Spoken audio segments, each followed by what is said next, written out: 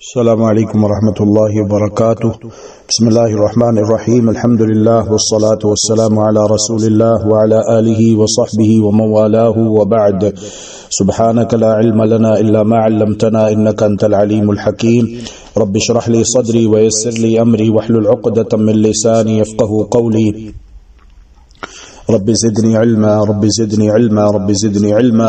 اللهم انا نسألك علما نافعا ورزقا طيبا وعملا متقبلا۔ اللهم ارنا الحق حقا وارزقنا اتباعه وارنا الباطل باطلا وارزقنا اجتنابه۔ اللهم احسن عاقبتنا في الامور كلها واجرنا من خزي الدنيا وعذاب الاخره۔ اللهم انا نعوذ بك من الكفر والفقر والقله والذله واعوذ بك ان نظلم او نظلم او نضل او نضل۔ حسبنا اللہ ونعم الوکیل، نعم المولا ونعم النصیر، علی اللہ توکلنا۔ کتاب عمدۃ الاحکام بحمد اللہ تعالی و توفیقہ بفضل اللہ تعالی و برحمتہ ہم پڑھ رہے ہیں حدیث نمبر 48 عن علی رضی اللہ تعالی عنہ ان النبی صلی اللہ علیہ وسلم قال۔ سیدنا علی رضی اللہ تعالی عنہ روایت کرتے ہیں کہ پیارے پیغمبر علیہ الصلاۃ والسلام نے ارشاد فرمایا، یوم الخندقی، خندق کے دن، یوم کہتے ہیں دن کو، الخندقی خندق۔ خندق معروف لفظ ہے، اصطلاح ہے، معلوم ہے کہ زمین میں لمبائی میں گڑھا کھودا جاتا ہے، چوڑائی کم ہوتی ہے، لمبائی زیادہ ہوتی ہے، اسے خندق کہتے ہیں، اور یہ دفاعی پوزیشن کے لیے ہوتا ہے، جنگ کے دوران دشمن کو پیش قدمی سے روکنے کے لیے، آگے بڑھنے سے روکنے کے لیے، اور اسی طرح جب دشمن تیر برسا رہا ہو، نیزے پھینک رہا ہو، یا آج کے جدید دور میں بمباری ہو رہی ہے، فائرنگ ہو رہی ہے، تو اس سے بچاؤ کے لیے خندق استعمال کی جاتی ہے۔ تو پیارے پیغمبر علیہ الصلاۃ والسلام نے دشمن کے مقابلے کے لیے صحابہ کرام رضوان اللہ علیہم اجمعین سے مشاورت کی، مشورہ کیا۔ تو سیدنا سلمان فارسی رضی اللہ تعالی عنہ نے یہ مشورہ دیا کہ ہم مدینہ کے چاروں اطراف میں خندق کھودتے ہیں، اور خود پیارے پیغمبر علیہ الصلاۃ والسلام بھی صحابہ کرام رضوان اللہ علیہم اجمعین کے ساتھ خندق کھودنے میں مصروف تھے، خندق کھود رہے تھے۔ یہ واقعہ ہجرت کے 5ویں سال پیش آیا۔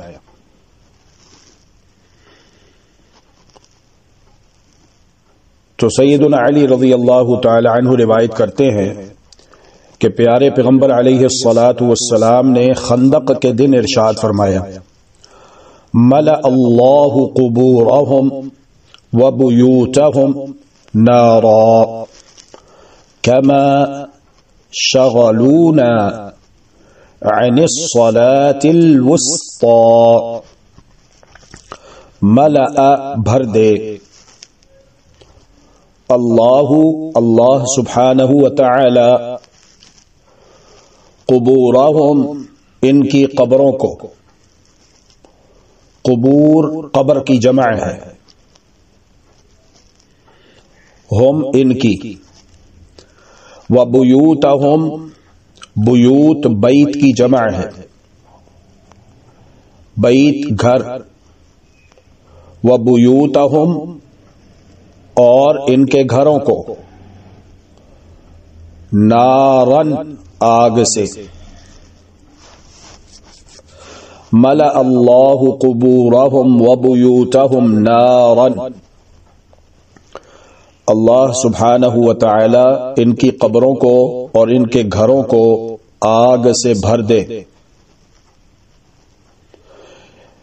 کما جیسے شغلونا مصروف کر دیا انہوں نے ہمیں، عن الصلاة الوسطی، عن سے الصلاة نماز، الوسطی درمیانی، حتی یہاں تک کہ غابت الشمس، غابت غائب ہو گیا، غروب ہو گیا، الشمس سورج۔ تو مدینہ منورہ پر حملے سے دشمن کو روکنے کے لیے حرہ شرقیہ سے حرہ غربیہ تک پیارے پیغمبر علیہ الصلاۃ والسلام اپنے جانثار صحابہ کرام علیہم رضوان سے مل کر خندق کھود رہے تھے۔ تو اسی دوران نماز عصر کا وقت داخل ہوا،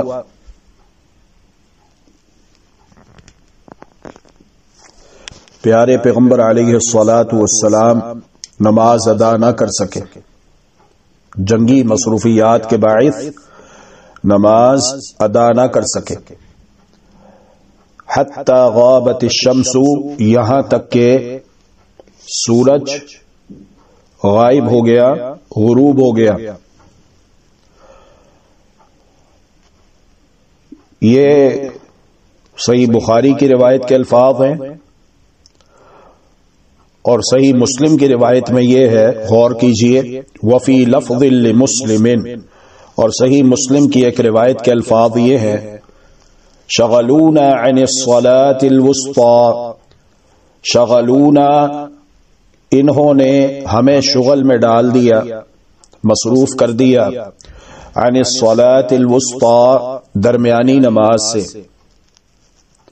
صلاة العصر نماز عصر، صلاة کہتے ہیں نماز کو، العصری عصر کی، ثم پھر صلاها ادا کیا آپ نے نماز عصر کو، بین المغرب والعشاء، بین درمیان، المغربی مغرب کے، والعشاء اور عشاء کے، ثم صلاها بین المغرب والعشاء، پھر نماز عصر کو ادا کیا مغرب اور عشاء کے درمیان۔ وَلَهُ عن عبد اللہ بن مسعود، اور صحیح مسلم ہی میں سیدنا عبداللہ بن مسعود رضی اللہ تعالی عنہ سے مروی ہے، قال حبس المشرکون رسول اللہ صلی اللہ علیہ وسلم، حبسا روک دیا، المشرکون مشرکین نے، جنگ جو ہے وہ عقیدے کی بنیاد پر ہوتی ہے، ایک طرف اسلام ہے دوسری طرف کفر ہے، ایک طرف توحید ہے تو دوسری طرف شرک ہے۔ تو یہاں پر اہل توحید کی جنگ ہوئی اہل شرک کے ساتھ، مشرکین کے ساتھ، ایک جانب موحدین ہیں اور دوسری جانب مشرکین ہیں۔ مشرک اسے کہتے ہیں کہ جو اللہ کو مانے اور اللہ کے ساتھ اوروں کو بھی اس کا شریک اور پارٹنر ٹھہرائے۔ حق تو یہ ہے، توحید تو یہ ہے کہ ایک اللہ کو مانو، ایک اللہ کی عبادت کرو، اللہ کی عبادت میں اس کی مخلوقات میں سے کسی کو بھی اس کا شریک نہ ٹھہراؤ۔ لیکن مکہ کے لوگ شرک کرتے تھے، 360 بت انہوں نے خانہ کعبہ کے اندر رکھے ہوئے تھے، کسی کے بارے میں عقیدہ یہ رکھتے کہ یہ ہماری مشکلات دور کرتا ہے، کسی کے بارے میں عقیدہ یہ رکھتے کہ یہ ہمیں مصیبتوں سے نجات دیتا ہے، کسی کے بارے عقیدہ یہ ہوتا کہ یہ ہمیں بیماریوں سے شفا دیتا ہے، یہ ہماری بلائیں ٹالتا ہے۔ اور بت کے پیچھے ایک شخصیت ہوتی ہے، کوئی بھی جو ان کے درمیان کوئی مشہور شخصیت تھی، ان کے نزدیک مقبول شخصیت تھی، جب وہ فوت ہو گئی تو انہوں نے اس کا بت بنا ڈالا۔ اور قرآن کریم یہ کہتا ہے کہ تقرب الی اللہ کا وہ اسے ذریعہ بناتے تھے۔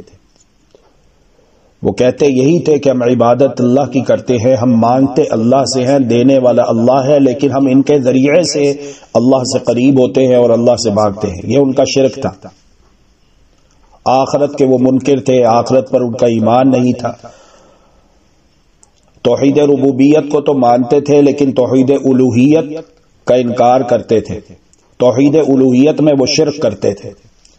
تو ایک جانب موحدین ہے اور دوسری جانب مشرکین ہے۔ حبس المشرکون رسول اللہ صلی اللہ علیہ وسلم عن صلاة العصر، مشرکین نے رسول اللہ صلی اللہ علیہ وآلہ وسلم کو نماز عصر سے روک دیا۔ حتی احمرت الشمس، حتی یہاں تک کہ احمرت الشمس سرخ ہو گیا سورج، او اصفرت یا زرد ہو گیا، یعنی کہ غروب ہونے کے قریب پہنچ گیا یا بالکل ہی غروب ہو گیا، بالکل ہی غائب ہو گیا۔ تو تب فقال رسول اللہ صلی اللہ علیہ وسلم، رسول اللہ صلی اللہ علیہ وآلہ وسلم نے ارشاد فرمایا، شغلونا عن الصلاة الوسطى صلاة العصر، انہوں نے ہمیں درمیانی نماز سے شغل میں ڈال دیا، مصروف کر دیا۔ اور درمیانی نماز سے مراد نماز عصر ہے۔ ملأ اللہ اجوافهم وقبورهم نارا، اللہ سبحانہ وتعالی ان کے اجواف کو اور ان کی قبور کو نار سے، آگ سے بھر دے۔ اجواف جوف کی جمع ہے پیٹ، اور قبور قبر کی جمع ہے، زمین میں نکالے جانے والا، کھودا جانے والا گڑھا جس میں میت کو دفنایا جاتا ہے، جس میں انسان کو دفن کر دیا جاتا ہے اس کی موت کے بعد۔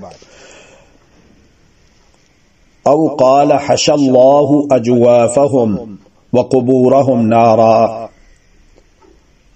تو یہ تمام مترادف الفاظ ہیں، معنی ان کا ایک ہی ہے کہ اللہ تبارک و تعالی ان کے پیٹوں کو اور ان کی قبروں کو آگ سے بھر دے۔ انہوں نے ہمیں درمیانی نماز سے، اللہ کے ذکر سے، اللہ کی عبادت سے مصروف کر دیا۔ دلی صدمہ ہوا، دلی رنج پہنچا پیارے پیغمبر علیہ الصلوۃ والسلام کو۔ تو یہ حدیث مبارکہ ہے۔ اب آپ یہ دیکھیے کہ نبی کا مقام اعلیٰ اور ارفع ہوتا ہے۔ جب نبی محمد صلی اللہ علیہ وآلہ وسلم جنگی دفاعی مصروفیات میں ہیں اور سورج غروب ہو جاتا ہے تو آپ نے سورج کو پکڑ کر پیچھے نہیں کیا، بلکہ سورج غروب ہو گیا تو ہو گیا، اس لیے کہ کائنات کا جو نظام ہے یہ اللہ تبارک و تعالی نے اپنے ہاتھ میں رکھا ہے۔ اللہ تبارک و تعالی نے یہ اختیارات جو ہیں یہ کسی نبی کو بھی نہیں دیے، ٹھیک ہے؟ تو جب یہ اختیارات کسی نبی کے پاس نہیں ہے تو کسی امتی کے پاس، کسی صحابی کے پاس، کسی ولی کے پاس، کسی علی کے پاس کیسے ہو سکتے ہیں؟ لہذا یہ بات من گھڑت ہے کہ سیدنا علی رضی اللہ تعالی عنہ کی ایک مرتبہ نماز عصر فوت ہو گئی تو آپ نے سورج کو پکڑ کے پیچھے کر دیا، یہ بات غلط ہے۔ محمد الرسول اللہ صلی اللہ علیہ وآلہ وسلم کے عہد مسعود میں ہجرت کے 5ویں سال غزوہ خندق کے موقع پر جب سورج غروب ہو گیا تو غروب ہو گیا۔ اب پیارے پیغمبر علیہ الصلوۃ والسلام نے اسے پکڑ کر پیچھے نہیں کیا کہ اسے پیچھے ہٹا دیا ہو، غروب ہونے سے روک دیا ہو کہ چلو ابھی ٹھہر جاؤ تم، ہم پہلے نماز عصر ادا کر لے بعد میں تم غروب ہونا، نہیں۔ یہ سارے اختیارات جو ہیں یہ اللہ وحدہ لا شریک لہ کے اختیار میں ہیں، اللہ رب العالمین کے ہاتھ میں ہے۔ اللہ رب العالمین نے یہ اختیارات کسی نبی کو، کسی ولی کو، کسی علی کو نہیں دیے ہیں۔ تو عقیدہ توحید کو سمجھنا چاہیے اور اپنا عقیدہ سلف صالحین کے منہج کے مطابق قرآن اور حدیث کی روشنی میں اختیار کرنا چاہیے، اور جاننا چاہیے کہ جو عقیدہ توحید کی ضد ہے شرک، اور جو شرکیہ عقائد ہیں، جو باطل افکار و نظریات ہیں وہ کیا ہیں، تاکہ خود بھی ان سے بچیں اور دوسروں کو بھی ان سے بچائیں، دلائل کے ساتھ ان کا رد کریں۔ یہ بات معلوم ہونی چاہیے کیونکہ کلمہ طیبہ کے اندر دونوں باتیں ہیں، لا الہ الا اللہ، نفی بھی ہے اور اثبات بھی ہے، انکار بھی ہے اور اقرار بھی ہے۔ فقط یہ کافی نہیں ہے کہ ہم اللہ کی عبادت کریں، بلکہ اللہ کی عبادت سے پہلے اللہ کے مقابلے میں جن جن کی عبادت کی جا رہی ہے، پوجا پاٹ پرستش تعظیم کی جا رہی ہے، ان کا انکار بھی کرنا ہے۔ انکار کرنا ہے پہلے، پھر اس کے بعد اقرار کرنا ہے اللہ رب العالمین کی عبادت کا اور اللہ رب العالمین کی توحید کا۔ تو اس بات کو خوب اچھے طریقے سے آپ سمجھ لیجئے۔ یہاں پر یہ بات بھی معلوم ہوئی کہ جو کفار و مشرکین ہیں ان کے لیے بد دعا کی جا سکتی ہے، ان کے لیے بد دعا کی جا سکتی ہے، ظالم پر اس کے ظلم کے بقدر بد دعا کی جا سکتی ہے۔ اسی طرح اس حدیث مبارکہ سے ان لوگوں کا بھی رد ہو جاتا ہے، ایک فرقہ ہے جو اپنے آپ کو جماعت المسلمین کے نام سے موسوم کرتا ہے اور وہ یہ کہتے ہیں کہ قبر میں عذاب نہیں ہوتا، منکرین عذاب قبر ہیں، وہ ان کا بھی رد ہو جاتا ہے کہ قبروں میں آگ کا عذاب ہوتا ہے، تو اللہ کے رسول صلی اللہ علیہ وسلم کفار و مشرکین کو بد دعا دے رہے ہیں کہ اللہ رب العالمین ان کی قبروں کو، ان کے پیٹوں کو، ان کے گھروں کو آگ سے بھر دے۔ اللہ رب العالمین سے ہم دعا کرتے ہیں، اللہم انا نعوذ بک من عذاب القبر ونعوذ بک من عذاب جہنم ونعوذ بک من فتنة المسیح الدجال ونعوذ بک من فتنة المحیا والممات اللہم انا نعوذ بک من المأثم والمغرم۔ اسی طرح اس حدیث مبارکہ سے یہ بات بھی معلوم ہوئی کہ قرآن کریم کی تفسیر کے کچھ اصول ہیں، اور ان میں دوسرا اہم اصول یہ ہے کہ قرآن کریم کی تفسیر حدیث مبارکہ کے ساتھ۔ اب قرآن کریم میں اللہ رب العالمین نے یہ بات ارشاد فرمائی ہے، حافظوا علی الصلوات والصلاة الوسطى وقوموا للہ قانتین، نمازوں کی حفاظت کرو اور درمیانی نماز کی حفاظت کرو اور اللہ کے لیے قیام کرو خشوع، خضوع، ادب اور احترام کے ساتھ، کمال عز و نیاز مندی اور محبت کے ساتھ۔ یہ بات بیان کی۔ اب درمیانی نماز کہا، حافظوا علی الصلوات، حفاظت کرو تمام نمازوں کی، والصلاة الوسطی، اور درمیانی نماز کی۔ اب درمیانی نماز کون سی ہے؟ تو اس حدیث مبارکہ میں قرآن کریم کی اس آیت کی تفسیر، توضیح، تفہیم، تشریح، تبیین خود پیارے پیغمبر علیہ الصلاۃ والسلام نے بیان کر دی کہ درمیانی نماز سے مراد کیا ہے؟ نماز عصر ہے۔ درمیانی نماز سے مراد کیا ہے؟ نماز عصر ہے۔ اور یہ بات بھی معلوم ہوئی کہ اگر کبھی کسی کے ساتھ یہ مسئلہ پیش آ جاتا ہے کہ نماز عصر ادا نہیں کی ہے حتیٰ کہ سورج غروب ہو جاتا ہے، تو مسئلہ یہ نہیں ہے کہ پہلے نماز مغرب ادا کریں گے اس کے بعد نماز عصر ادا کریں گے۔ یہ بات بھی خوب اچھی طرح سمجھ لیجئے اور جان لیجئے کہ اگر کوئی نماز فوت ہو جاتی ہے، اگرچہ کہ اس کا وقت فوت ہی کیوں نہ ہو چکا ہو، جس طرح کہ اس حدیث مبارکہ پہ غور کیجئے، نماز عصر کا وقت کب تک ہوتا ہے؟ سورج غروب ہونے سے پہلے تک۔ اب سورج غروب ہو چکا، معنی نماز عصر کا وقت ختم ہو چکا ہے، نماز مغرب کا وقت شروع ہو چکا ہے، لیکن پیارے پیغمبر علیہ الصلاۃ والسلام نے پہلے نماز عصر ادا کی ہے، پھر اس کے بعد نماز مغرب ادا کی ہے۔ یہ بات خوب اچھی طرح سے سمجھ لیجئے، نماز عصر پہلے ہے اور نماز مغرب بعد میں، یعنی نمازوں کی جو ترتیب ہے، یہاں پر ہم یہ اصول اخذ کریں گے کہ جو نمازوں کی ترتیب ہے یہ توقیفی ہے۔ یہ بات خوب اچھے طریقے سے سمجھ لیجئے، نمازوں کی ترتیب جو ہے یہ کیا ہے؟ یہ توقیفی ہے۔ توقیفی کا معنی یہ ہے کہ یہ من جانب اللہ سبحانہ و تعالی ہے، ہم اپنی مرضی سے ایسا نہیں کر سکتے کہ پہلے عصر پڑھ لیں بعد میں ظہر پڑھ لیں، پہلے عشاء پڑھ لیں بعد میں مغرب پڑھ لیں، نہیں، جو ترتیب ہے وہی ترتیب رہے گی۔ تو اگر کبھی ایسا ہو جاتا ہے کہ نماز عصر کا وقت فوت ہو گیا، نماز مغرب کا وقت شروع ہو گیا، تو پہلے ہم کیا کریں گے؟ پہلے ہم نماز عصر ادا کریں گے، پھر اس کے بعد نماز مغرب ادا کریں گے۔ نماز عشاء کا وقت شروع ہو چکا ہے، نماز مغرب کا وقت ختم ہو چکا ہے، تو ہم پہلے کیا کریں گے؟ ایسا نہیں ہے کہ پہلے ہم نماز عشاء ادا کریں گے پھر نماز مغرب، نہیں، پہلے ہم نماز مغرب ادا کریں گے، پھر اس کے بعد نماز عشاء ادا کریں گے۔ یہاں پر یہ سوال پیدا ہوتا ہے کہ اگر نماز عشاء ادا کرنے کے لیے ہم مسجد میں آئے، لیکن مسئلہ یہ ہے کہ ہماری تو ابھی مغرب کی نماز رہتی ہے، مصروفیت کی وجہ سے یا کوئی بھی عذر ہو سکتا ہے، تو نماز عشاء شروع ہو گئی مسجد میں، ہم نماز ادا کرنے کے لیے آئے، تو نماز عشاء کی 4 رکعتیں ہیں، نماز مغرب کی 3 رکعتیں ہیں، تو کیا کریں گے؟ اگر بیٹھے رہتے ہیں، جان بوجھ کر نماز نکالتے ہیں، تو یہ گناہ ہے کہ جماعت ہو رہی ہے اور جماعت سے جان بوجھ کے پیچھے رہنا، اور اگر نماز میں شامل ہو جاتے ہیں تو ہم نے تو 3 رکعتیں پڑھنی ہے جبکہ امام نے 4 پڑھانی ہے، تو یہاں پر ہم کیا کریں گے؟ تو مسئلہ یہ ہے کہ اگر ایک نماز رہ جاتی ہے اور اس کا وقت ختم ہو جاتا ہے اور دوسری نماز کا وقت شروع ہو جاتا ہے، تو پہلے جو نماز رہ گئی ہے وہ ادا کریں گے، اس کے بعد دوسری نماز ادا کریں گے۔ مسئلہ خوب اچھے طریقے سے آپ سمجھ لیجئے، کیونکہ نمازوں کی ترتیب جو ہے یہ توقیفی ہے۔ فجر کی نماز کا وقت ہے، رات کو نیت کر کے سوئیں کہ صبح انشاءاللہ باذن اللہ عز و جل بر وقت اٹھیں گے، پڑھیں گے، لیکن آنکھ نہیں کھلی حتیٰ کہ سورج طلوع ہو گیا، تو اب ایسا نہیں ہے کہ نماز فجر کا وقت تھا سورج نکلنے سے پہلے تک، اب چونکہ سورج نکل چکا ہے اس لیے اس کا وقت ختم ہو گیا ہے، تو